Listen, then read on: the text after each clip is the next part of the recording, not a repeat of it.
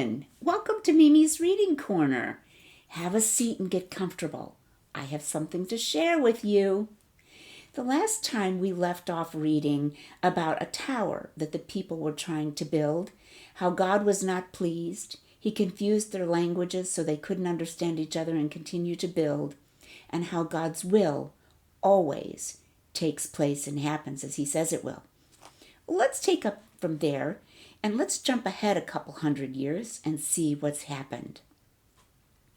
About 250 years after the confusion of the tongues, or when God made it where they couldn't understand their languages, and they had the scattering of the people across the whole world, the Lord chose a man by the name of Abram, who was the son of Terah, who was of the line of Shem. Do you remember Shem? He was one of the 3 sons of Noah who was saved on the ark. And He chose Abram to be the father of a nation that should be in a special sense His people, God's people, a nation that should keep His commandments and honor Him in all their ways, and thus be a light to the heathen nations around them, those who do not know God. Get thee out of thy country and from thy kindred, or from thy family, and from thy father's house, said the Lord to His servant Abram, unto a land that I will show thee.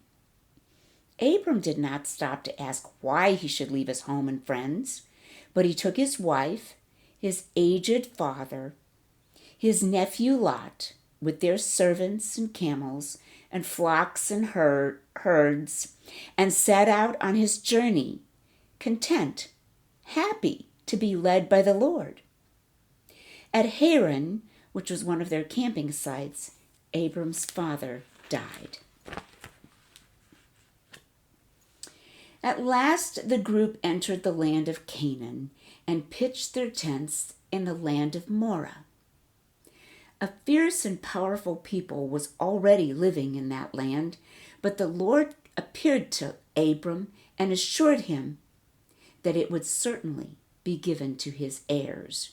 That means children, grandchildren, great-grandchildren, and on and on. By easy stages, Abram and his family moved southward. And finally, because of a famine in Canaan, a famine is when there's not enough food, they went down to Egypt for a number of years.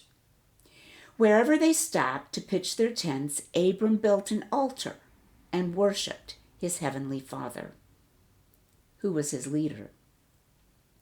The Lord greatly blessed Abram and Lot, his nephew, while they were in Egypt. And when they returned to Canaan, they were rich in cattle and had much silver and gold. There were so many flocks and herds and tents that the land was not able to bear them. The men who kept Lot's cattle quarreled with Abram's herdsmen.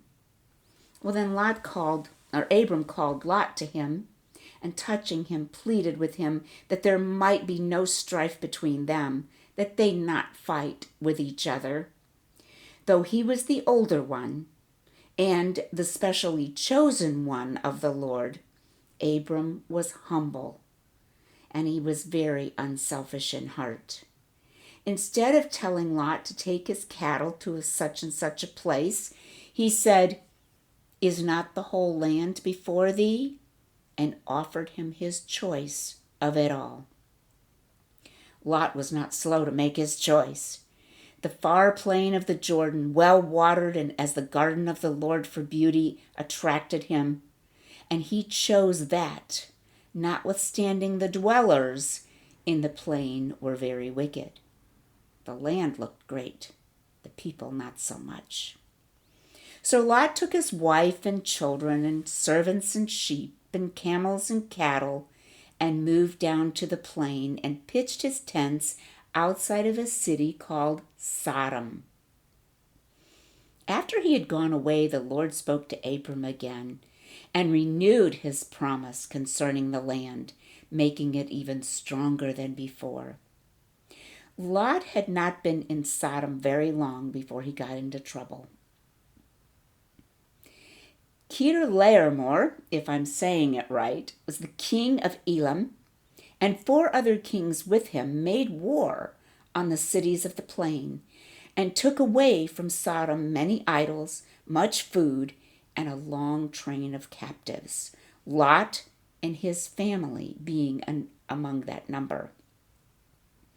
When word was brought to Abram of the matter, he armed the 318 trained servants of his household, and calling to his aid the help of 3 neighboring chiefs, with whom he was on friendly terms, he pursued the victorious army.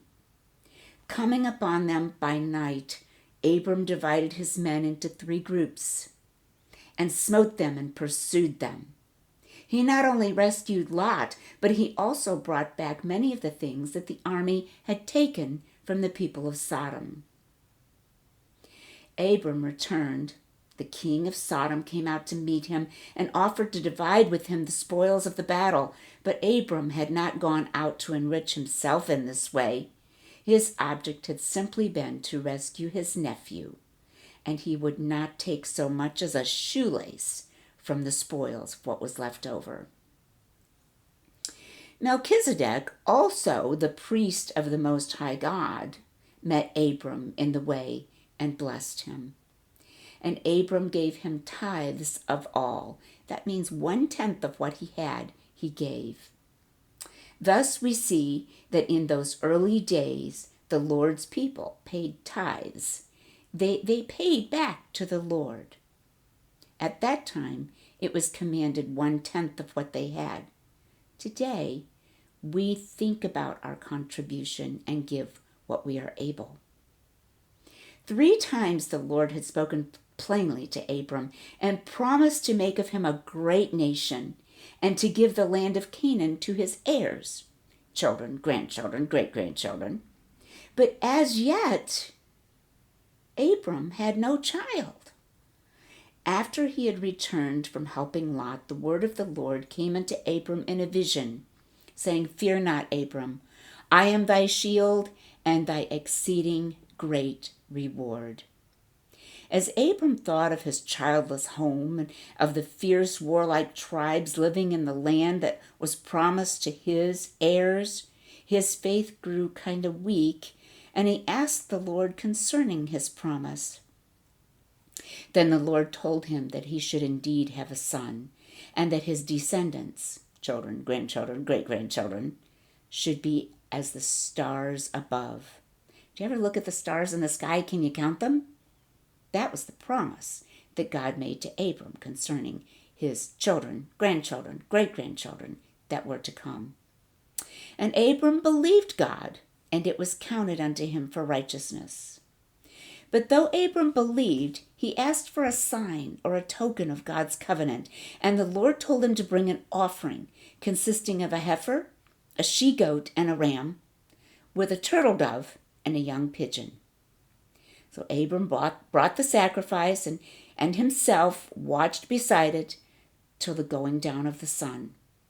Then a deep sleep fell upon him, and the Lord showed him that his descendants would be in bondage. They would be slaves for 400 years, but would finally be brought back to their own land. We're going to stop our reading there, but let's just remember that in all that we've read, we see that God keeps his promises and his plans do work out. Thank you for joining me today. I hope that you've enjoyed reading along with me. And until I see you next time, happy reading.